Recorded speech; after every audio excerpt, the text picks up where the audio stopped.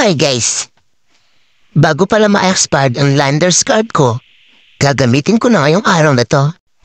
Paano ba naman? Nakailang text na si Landers sa akin, never pa ako nakabisit dito.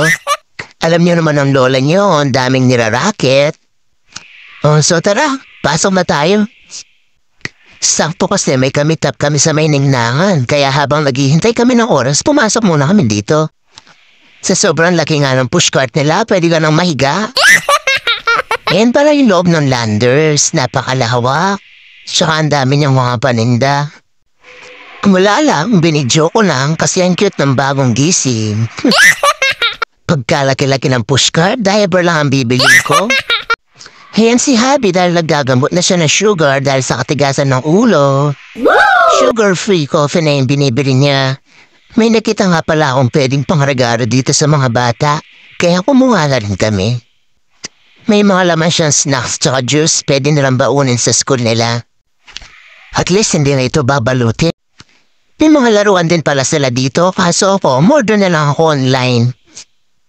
Bumili na rin kami ng diaper dito, yung malaki na kasi mabilis sa diaper si Bunso.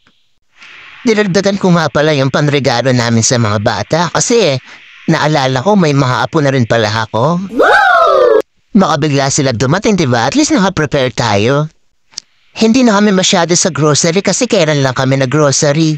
Last week lang. May nakita nga pala akong nakasale dito na paninda nilang sweets. Kaya bumili na rin ako ng isa. Para na rin kasi siyang cake. Madami kang pagpipilian dito kaso alam mo naman nagbabudget tayo kaya isa lang yung kinuha ko. So yan lang guys yung pinabili natin, panregalo, diaper, tinapay, tsaka kaunting grocery dahil nag-grocery na kami last week. So tara na, gamitin na natin yung card na anong March pa na issue sa akin, ngayon ko lang gagamitin. Tapos na nga pala kami dito, so malapit na sa ningnangan yung kami-tap namin. Kaya lumabas na rin kami, hindi na kami nagtagal. Pag uwi naman namin, nagbabalot na ng regalo si ate. Yan yung mga laruan na in-order ko online, walang kamalay-malay yung dalawa, gusto na nga nilang buksan, no? Hindi ko na nga sila inalis sa bubble wrap, para hindi nila makita kung ano yung laman. Ito na nga guys, kahit sa simpleng bagay lang makapagpasaya tayo ng kaunti. Yung buhay kasi ngayon hindi na kagaya ng dati. Ang mahalaga ay ang pagsasalo-salo at pagsasama-sama natin.